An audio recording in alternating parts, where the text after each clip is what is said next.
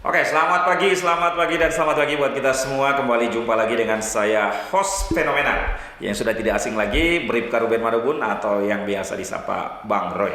Hari ini kita kedatangan tamu di podcast Siklop 2002 dan tamu yang sangat spesial hari ini. Secara khusus kami mengundang Bapak Kepala Dinas Dukcapil. Bagi para penonton dan pemirsa di rumah yang sudah kenal dengan sosok beliau mungkin sudah pada tahu, tapi yang belum mengenal beliau sesaat lagi nantikan hanya di podcast Siklop.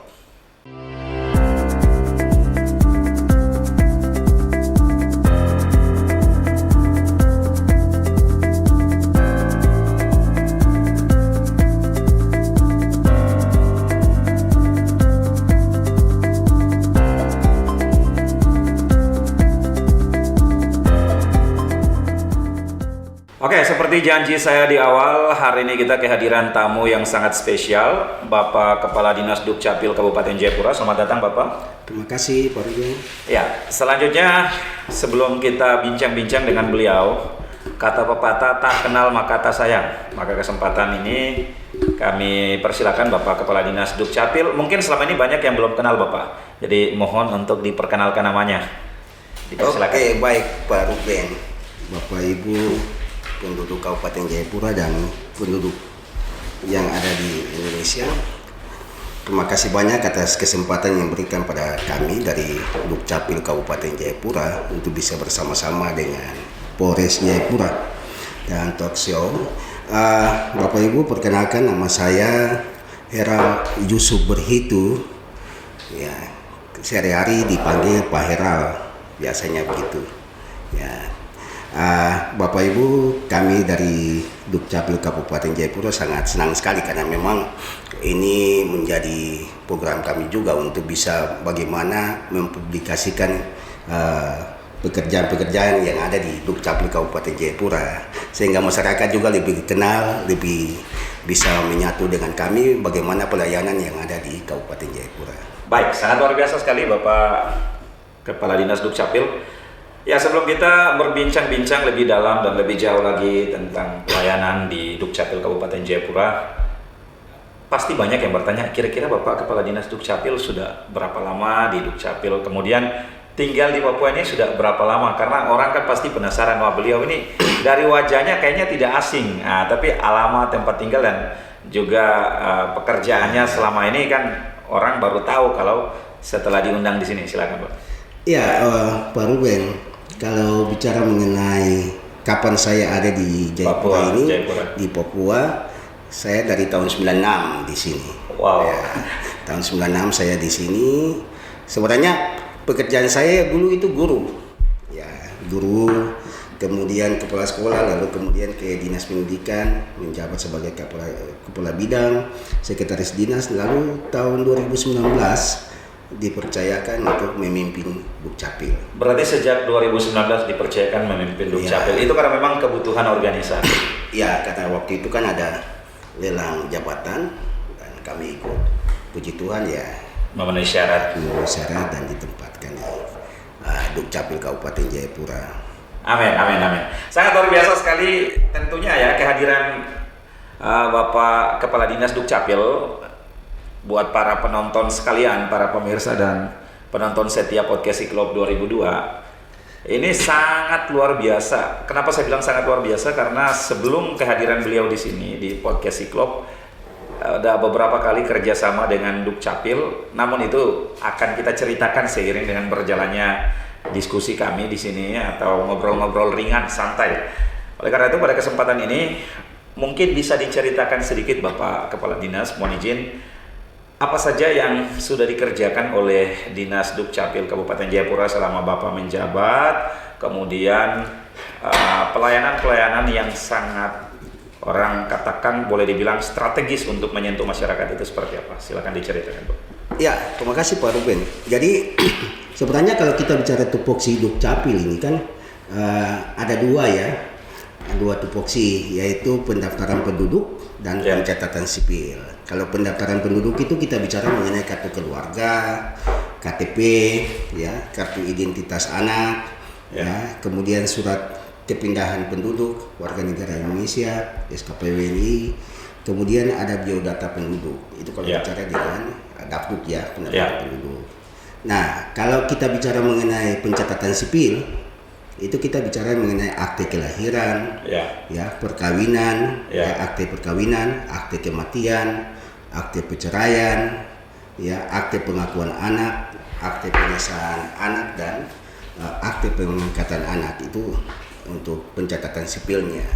Nah, kalau bicara bahwa apa saja yang sudah dilakukan, ya tentu banyak ya yang kita sudah lakukan. Dan setiap hari pelayanan di kita itu masyarakat berbondong-bondong untuk datang, karena kita tahu sekarang, dulu orang memandang sebelah mata dengan Dukcapil, tapi sekarang menjadi kebutuhan orang untuk datang ke Dukcapil, karena segala sesuatu sudah kita digitalisasi dan segala macam itu. Sekarang ke bank juga harus dengan NIK. By NIK, nomor induk kependudukan. Jadi mau dan tidak mau, suka dan tidak suka, sekarang orang semua datang ke kita. Nah, kita mempunyai banyak program, banyak kegiatan yang kita lakukan itu untuk bagaimana mendekatkan diri dengan masyarakat. Nah, salah satunya yang kita lakukan setiap saat itu turun ke masyarakat. Yang dikatakan dengan jemput bola. Oh, jemput bola. Ya, jemput bola. Jadi kita turun ke masyarakat, ke kampung-kampung, ke distrik. Nah, semuanya kita lakukan sampai dengan distrik terjauh. Lakukan untuk bagaimana pendekatan pelayanan kepada masyarakat. Karena kita tahu bahwa pelayanan yang ada di Dukcapil itu gratis. Tidak pungut biaya. Nah, ini gratis. Untuk para pemirsa dan penonton setiap podcast, ini yang disampaikan Bapak Kepala Dinas Dukcapil, gratis. Jadi kalau masih ada oknum yang bermain, silakan laporkan kepada beliau langsung ya. Itu. Jadi sekarang kan banyak calo tuh. Betul. Banyak yang kita juga tidak bisa memungkiri seperti itu, dan kadang-kadang nama kita juga terbawa-bawa. Sebenarnya itu oknum-oknum yang tidak bertanggung jawab. Betul. Jadi saya cerita ulang. Jadi kita katakan gratis, tetapi bisa dibayangkan kalau orang datang ke kita itu tidak gratis, melalui transportasinya dia, angkutannya ke sini. Angkutan. Jadi dulu pelayanan yang ada di Dukcapil itu kita lihat dia parsial. Dia tidak terintegrasi. Jadi misalnya urus akte kelahiran dulu, nanti besok datang lagi urus yang lain gitu. Tapi sekarang kami membuat supaya loket itu ada 2 loket yang kita satukan. Itu bisa jadi 5 dokumen satu kali jadi. Wah, bisa jadi di situ. Luar biasa. 5 dokumen. Jadi kita tidak lagi memisah-misahkan itu, kecuali yang perekaman KTP itu sendiri dia punya ruangan. 2 ini itu untuk pelayanan umum semua. Lalu ada 2 lagi, satu itu untuk khusus. Nah, yang khusus ini saya prioritaskan kepada masyarakat yang tinggal jauh. Seperti misalnya distrik yang terjauh, Airu, distrik Kaure, Yapsi, Nurungguai, lalu ke bagian pantai sana, Rafinirara, Lokari, Demta, Depapre, itu tidak perlu lagi ambil nomor antrian. Jadi mereka langsung saja ke loket khusus itu. Nah, di situ loket khusus itu juga diperuntukkan juga untuk yang manula, kemudian ibu hamil, lalu disabilitas. Jadi mereka tidak perlu antri, mereka datang saja langsung ke loket itu. Dan saya sudah katakan kepada staf bahwa mereka dalam posisi tidak lagi menyuruh masyarakat pulang. Tidak. Jadi mereka masyarakat datang di situ, kemudian ada masalah, silakan masyarakat yang punya masalah itu bisa, kalau misalnya persyaratan yang dibuat itu yang mereka tidak bisa penuhi, dan apabila itu bisa kita tolong, itu bisa langsung ke pejabat eselon 4K, kepala seksi yang ada di situ. Kalau tidak bisa ke kepala bidangnya. Kalau dia tidak bisa lagi langsung ke kepala dinas. Di situ saya nanti yang memutuskan. Jadi saya punya prinsip bahwa kalau yang jauh itu dia harus hari itu juga selesai dan membawa pulang dokumen. Begitu. Karena bisa bayangkan ya Pak Ruben, kalau dia dari Kaure itu misalnya kelapa sawit. Satu hari itu dia meninggalkan kelapa sawit itu dia tidak kerja. Ya. Sudah 130 sekian ribu dia terpotong. Belum lagi dia ongkos dari atas ke bawah sini. Ke sini untuk dapat pelayanan. Nah, kalau misalnya ada keluarganya di sini tidak masalah. Kalau tidak ada keluarga, baru tertunda lagi dokumennya itu berarti besok lagi. Nah, sekarang dia penginapan di mana? Cari penginapan lagi, uang lagi kan? Nah, bisa sekitar 1 juta ke atas dia bisa sampai 2 juta belum makan apa. Kita bisa bayangkan itu dia punya pendapatan berapa. Nah, jadi itu saya membuat itu dengan teman-teman sehingga mempermudah untuk pelayanan kita. Nah, itu untuk di loket. Lalu kemudian tadi saya sudah kasih tahu bahwa kita juga jemput bola ke lapangan. Dan kadang-kadang kalau kita jemput bola, yang riskannya memang tidak semua penduduk itu ada di situ. Padahal kita sudah kasih pengumuman, sudah kasih kepala kampung, kepala distrik sudah kasih pengumuman untuk masyarakat. Tapi ada saja kan masyarakat yang punya kebutuhan, dia harus masuk hutan dan segala macam, sehingga tidak bisa terlayani dengan baik. Tetapi kita tetap jemput bola di lapangan sehingga mereka bisa dengan tidak mengeluarkan ongkos yang banyak, tetapi mereka bisa dilayani di tempat itu. Nah, kita juga itu melakukan beberapa hal yang saya katakan ini di pencatatan sipil. Misalnya ada kerjasama yang kita lakukan, dengan gereja, dengan kepala kampung, kepala distrik, bagaimana untuk perkawinan, termasuk juga dengan Polres Jayapura ini. Kita sudah adakan 2 kali. Kita untuk pencatatan sipil secara massal.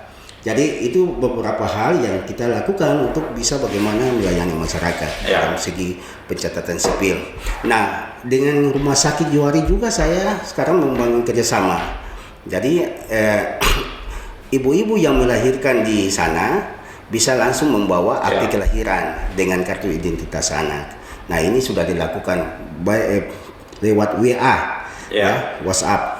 Tapi tahun ini kita akan bangun jaringan untuk aplikasinya, sehingga nanti ada petugas Dukcapil yang ada di rumah sakit. Kemudian ketika nanti ini tinggal di entry saja, masuk langsung bisa dicetak di situ dia punya akte kelahiran. Luar biasa. Karena kan kita kan sekarang dokumen kita ini kan tidak pakai lagi kertas security yang bagus-bagus itu tidak. Kita kan hanya menggunakan kertas A4 80 gram. Nah, jadi bisa dengan bentuk PDF juga, masyarakat bisa di rumah saja, bisa di rumah tanpa dia datang ke kita bisa diadakan gitu, lebih mempermudah. Jadi itu beberapa hal yang mungkin kami sudah lakukan. Banyak juga yang misalnya kartu identitas anak, kami juga turun ke sekolah-sekolah untuk melakukan pendataan dan mengambil dokumen, dan sudah beberapa sekolah SD, SMP, SMA sudah kita lakukan.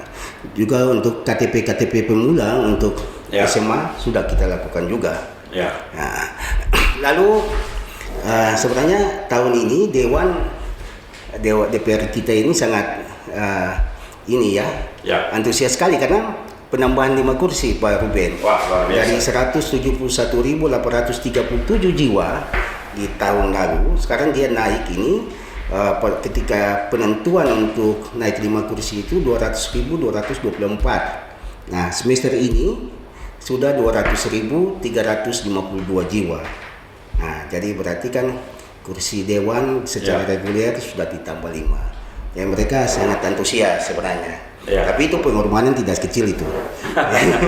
Berarti jumlah real penduduk di Kabupaten Jayapura yang sudah tercatat artinya mengalami peningkatan karena ada yang baru mungkin sadar sehingga mereka merasa bahwa ini administrasi kependudukan sangat penting, begitu Bapak ya? Iya, dan itu kita gerilya jemput bola tadi langsung ke kampung-kampung dan sehingga memang dokumen ini bisa terlaksana, dan memang kita cukup gembira juga karena penduduk kita kan bertambah, karena memang Sejak dulu orang bilang bahwa oh ini penduduk Kabupaten Jayapura kok hanya segini 171.000. Kalau dihitung-hitung, Dewan bilang kalau dihitung-hitung sudah 300.000 Pak Kadis. Saya bilang wah dari mana kamu hitung itu? Kan tidak mungkin. Ya, karena yang sudah terhitung ini berarti datanya sudah by name by address dan sudah data sudah fix menjadi data, tidak data ganda lagi, tidak data ganda, tidak data anomali dan sebagainya tidak jadi. Ya dia ini sudah fix memang 200.352. Wow, ya. Luar biasa. Jadi itu yang kita lakukan. Kita punya target KTP sampai dengan tahun ini 94%. Ya. Untuk akte kelahiran 98%, kartu identitas anak ini baru 50%. Nah, sekarang kita punya program baru lagi yang diadakan oleh Dirjen itu IKD. Iya, identitas kependudukan digital. Oh, identitas kependudukan digital. Silakan Bapak dijelaskan buat kalau misalnya kita. Ya, jadi di dalam identitas kependudukan digital ini sudah terdaftar kita punya kartu keluarga, biodata, kartu keluarga, kemudian KTP sudah ada di dalam. Di dalam juga itu ada fitur-fitur. Misalnya kita ASN, sudah ada kartu ASN-nya di dalam. Kemudian KIS-nya, kartu ini kesehatan, itu sudah ada. Kemudian vaksin ada di dalam situ juga. Luar biasa. Lalu yang satunya lagi itu terkonek dengan daerah pemilihan kita. Dapil itu sudah ada di situ semua. Ketera dapil, Bapak nanti di TPS nomor berapa itu sudah ada di situ semua. Nah, jadi identitas kependudukan digital ini sangat penting sebenarnya. Jadi kalau misalnya kadang-kadang kita ini kan lupa fisik, kita ke bandara tiba-tiba lupa fisik, kita bisa buka saja di IKD, aplikasi IKD itu kita buka langsung KTP kita ada di situ, bisa ke situ. Gitu. Nama aplikasinya apa Bapak kira-kira? Identitas kependudukan digital. IDK ini IKD. Iya, identitas kependudukan. Itu bisa dari Play Store. Kita download dari Play Store. Nah, nanti datang ke kita. Karena itu kan nanti sinkronisasi dengan SIAP. Sistem Informasi Administrasi Kependudukan. Nah, berarti kalau kita mau mengaktifkan ini IKD ini kita harus kayak Dukcapil. Ya, persyaratannya gampang. HP-nya Android dengan ada pulsa data. Karena pulsa data tidak disediakan di Dukcapil. Dukcapil hanya membantu untuk bisa nombok ini Bapak. Minta pulsa data di kita, Pak. Betul sekali. Sangat luar biasa Bapak. Ini suatu terobosan. Tadi yang saya maksud saya bilang ini terobosan baru. Tadi sangat menarik sekali apa yang disampaikan oleh Bapak Kepala Dinas bahwa sudah ada 2 loket, yang satu khusus untuk melayani orang-orang dari distrik yang jauh, dan ini sejak kepemimpinan Bapak ya? Ya, saya rubah sejak kepemimpinan saya itu saya rubah karena melihat kondisi masyarakat, kasihan yang datang, kita juga prihatin, betul, merasa prihatin, simpatik dengan mereka. Kita ini kan pelayan betul. Bagaimana pelayan itu bisa melayani tuannya, kan begitu. Betul. Masyarakat itu tuan kita. Betul. Mereka yang kasih gaji kita sebenarnya kalau mau bilang kan. Betul. Gitu. Jadi kalau ada pejabat yang menganggap bahwa dia bukan pelayan, itu susah. Itu. Ini yang jadi pertanyaan harusnya. Kita bukan bos, kita ini pelayan. Jadi bagaimana caranya kita untuk melayani? Betul. Gitu. Baik, sangat luar biasa sekali Bapak. Tanpa terasa waktu kita sudah hampir 20 menit. Namun sebelum saya tutup, apakah masih ada lagi yang mau disampaikan pesan-pesan untuk warga Kabupaten Jayapura tentang Adminduk, administrasi kependudukan, ataukah ada pesan yang lain untuk semua masyarakat di Kabupaten Jayapura? Silakan. Administrasi kependudukan itu sangat penting Jadi saya harap supaya masyarakat Kabupaten Jayapura bisa melengkapi administrasi kependudukannya. Jadi salah satu hal juga saya tadi lupa Pak Ruben bahwa pencatatan sipil itu sangat penting. Pencatatan sipil penting. Karena kadang-kadang orang sudah nikah gereja, sudah dapat akte nikah gereja, tapi dia tidak mencatat pernikahannya di catatan Ya, sipil. catatan Nah, sipil. ini sangat menyulitkan dia. Misalnya ada KDRT Ya. yang dilakukan, Ya. nggak bisa diproses oleh polisi Ya. karena tidak ada pencatatan Tidak sipilnya. tercatat. Ya, betul. Palingan nanti dikembalikan Betul. diselesaikan oleh keluarga. Betul. Nah, kalau tidak kena undang-undang penganiayaan. Penganiayaan. Ya. Ya begitu.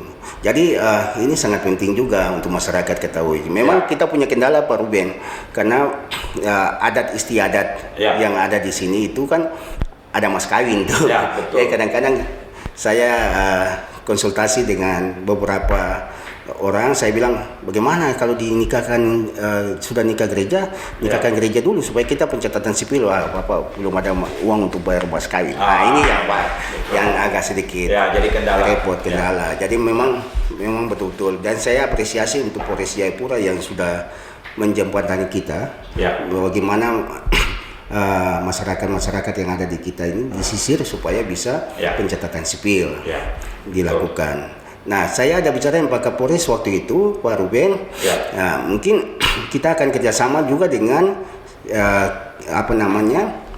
ini kalau sinode dengan klasis. Klasis, sinode Ya, klasis. untuk yang Ya. Protestan kan Ya. gitu. Ada juga dari denominasi gereja yang Ya. lain supaya Ya. bagaimana kita bisa jemaat-jemaat yang belum pencatatan sipil ya. atau belum nikah gereja, Ya. ini kita bisa lakukan, Dibantu. Ya. dibantu. Dan saya sudah janji untuk Pak Kapolres bahwa kami siap.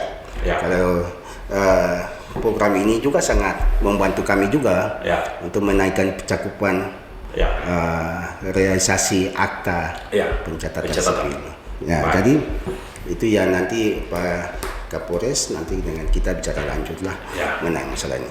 Dan saya sangat mengharapkan supaya masyarakat juga bisa bertanya untuk Ya. kita lah. Datang Artinya, langsung ke Capil. ya, datang langsung ke Capil. Kadang-kadang informasi-informasi yang masyarakat dapat itu, tangkap itu dari orang-orang yang belum mengikuti perkembangan Ya, Dukcapil saat betul, ini, betul. begitu. Masih pakai yang lama-lama Yang lah, lama, ya. ya persyaratan yang lama-lama dan Betul. sebagainya. Ya. Sekarang kita sudah dengan persyaratan-persyaratan yang diminimalisir sehingga masyarakat dapat mudah untuk memiliki dokumen. Betul. Betul sekali. Mungkin itu Pak Ruben. Baik, terima kasih Bapak Kepala Dinas. Kami merasa terhormat. Ya. Bapak boleh hadir di studio kami. Jangan bosan-bosan dan kapok-kapok kalau kami undang. Siap. Ya, Pasti tetap siap. dukung Nah, kami juga Podcast Club 2002 atas nama pimpinan dan seluruh kru Podcast Club 2002. Kami ucapkan terima kasih. Tuhan memberkati Bapak dan Sama-sama Pak Ruben. Shalom. Oke, tanpa terasa kita sudah berada di penghujung acara kita hari ini, dan bagi kita warga Kabupaten Jayapura, para pemirsa dan penonton di rumah, administrasi kependudukan adalah hal yang sangat penting yang tidak dapat terpisahkan dari hidup kita secara pribadi, apalagi sebagai penduduk negara Republik Indonesia. Oleh karena itu, seperti yang sudah disampaikan oleh Bapak Kepala Dinas, lengkap administrasi dan kita lengkapi juga semua pencatatan kita, maka pengurusan segala sesuatu, entah itu di perbankan atau di apa saja, akan sangat mudah untuk kita atasi. Terima kasih. Selamat siang. Foi Onomi Remai.